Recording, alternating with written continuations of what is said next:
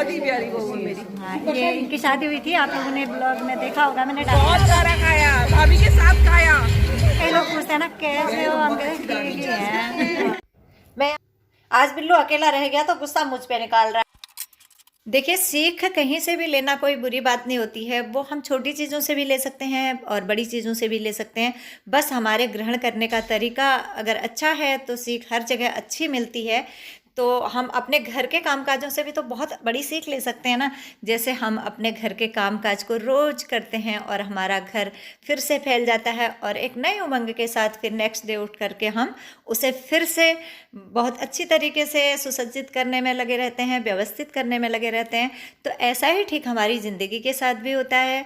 जब हम कभी बिखर जाते हैं, टूट जाते हैं, कमज़ोर हो जाते हैं या फिर अपने आप को एक असफल इंसान समझने लगते हैं, हालांकि हम असफल इंसान होते नहीं हैं। वो क्या है कि हमारी जो एक सोच है ना, वो हमें असफल बना देती है। हम ये मान बैठते हैं कि हम असफल हो चुके हैं।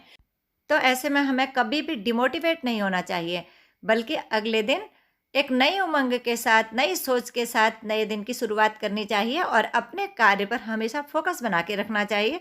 और कार्य भी ऐसा होना चाहिए ना, हमारी आदि से अंत तक की भलाई के साथ साथ किसी का दिल भी ना दुखे। देखिए बिल्लू कितने अपने लगन से काम में लगा पड़ा है, तो ऐसा ही हमें भी कुछ करना है। चलिए, ये तो था मेरा एक छोटा सा मोटिवेशनल थॉट। मैंने सुबह का नाश्ता वगैरह बना करके घर की साफ़ सफाई कर ली है, बस डस्टिंग यहाँ पे रही हुई है, ऐसे कर रही हूँ। और अब चली गई हूँ मैं ऊपर मैंने मशीन में कपड़े डाल दिए हैं और साथ में ना यहाँ पे बिल्लू भी आया हुआ है। ये मुझे काम ही नहीं करने देता। कपड़े उठा रही हूँ तो उनमें लटक रहा है। इसकी हरकतें देख करके मुझे बड़ा आनंद आता है। बहुत ही मस्त बिल्ला है हमारा, अकेला खुश रहता है। शाम हो चुकी है, देखिए सूर्यास्त हो रहा है। नमस्कार दोस्तों, जय माता दी। कैसे हैं आप सभी लोग? स्वागत है आपका मेरे चैनल में। शाम का 7:15 बज रहा है और मैं कर रही हूँ अभी से व्लॉग की स्टार्टिंग। मैंने बहुत दिनों से व्लॉग नहीं बनाया है, लगभग 5-6 दिन हो गए हैं। और जो मेरे पास क्लिप्स थी ना बनाई हुई, जिन्हें अपलोड करना था, वो भी मेरे से मिस्टेक से डिलीट हो गई हैं। तो अब कर रही हूँ मैं व्लॉग की स्टार्टिंग। असल में आज मुझे कहीं शादी पे जाना है अभी, और मैं होने जा रही थी तैयार। तो मुझे ध्यान आया कि चलो अभी से शुरुआत करते हैं। दिन में तो मैं नहीं बना पाई थी, काम में भी व्यस्त थी। और आप लोग बने रहिएगा व्लॉग में। तो मिलती हूँ मैं आपको वहाँ जाने के बाद। तो पहुँच चुके हैं यहाँ पे।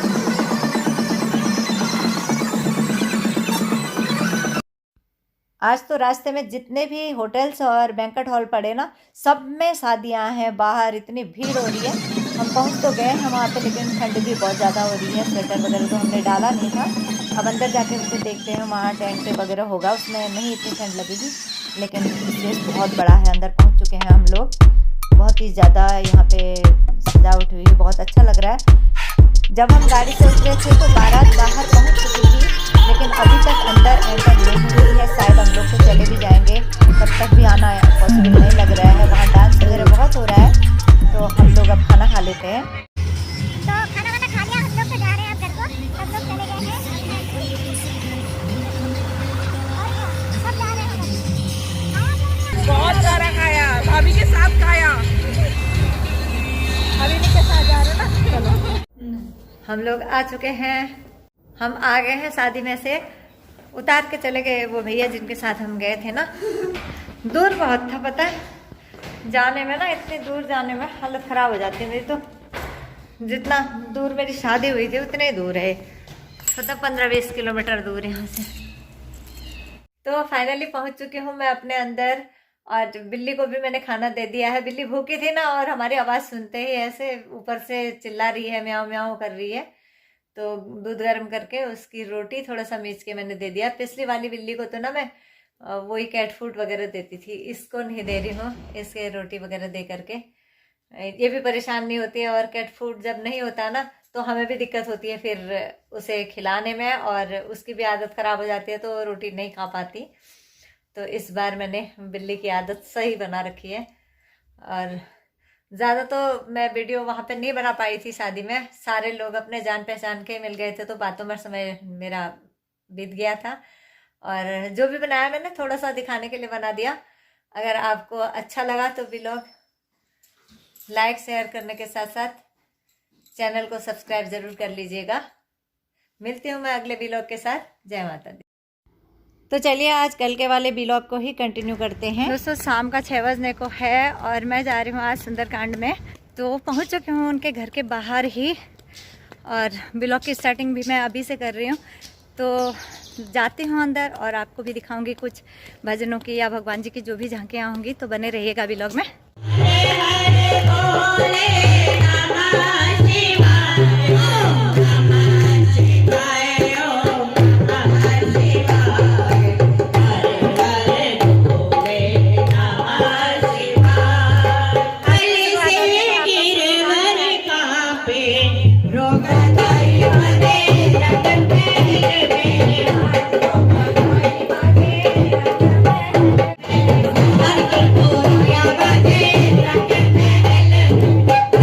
आजकल ना शाम बहुत जल्दी हो जाती है, बाहर अंधेरा हो गया है और सभी लोग यहाँ पे प्रसाद लेने लग गए हैं।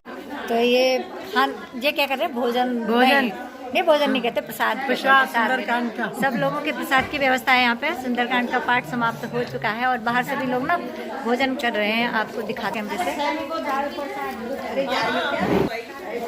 तो वहाँ बाहर बहुत ज़्यादा भीड़ है और हम थोड़ी देर में खाएंगे। ये हैं हमारी आशा भाभी और इनके यहाँ है आज कीर्तन। राधे राधे राधे। तो सभी भक्तजन ये हैं और कुछ लोग बाहर हैं अभी।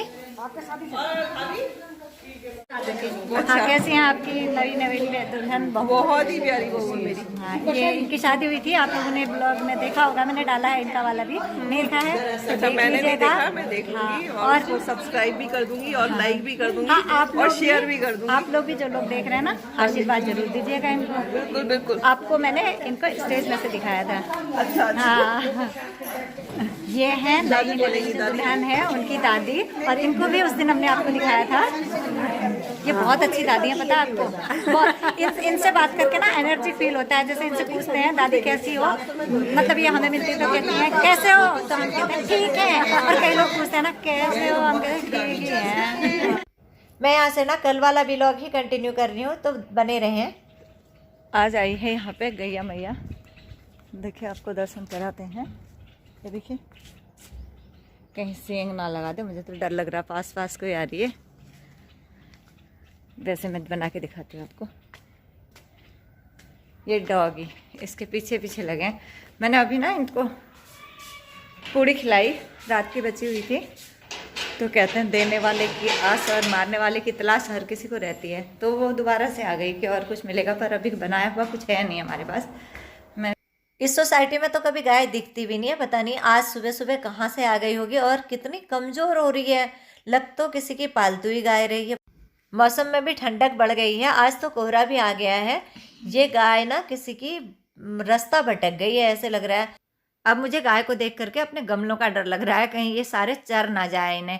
क्या करूँ, गैया को बांध दिलूँ क्या इस खंबे से? दूध भी देती रहेगी, दूध तो क्या ही देगी, ये बेचारी खुद ही सूखी पड़ी है। और घास हमारी पार्क में होता ही है, काटना भी मुझे आता ही है। और हमारी सोसाइटी में तो ना गार्डों को कुछ पता चले ना चले, लेकिन डॉगियों को पूरा पता रहता है कि कौन आ रहा है, कहाँ आ रहा है। देखो गाय के पीछे पीछे लगे। गमलों में जो एक ही कलर के पौधे लगे हैं ना, इतनी जल्दी ग्रो हो जाते हैं और इतने सुंदर लग रहे हैं।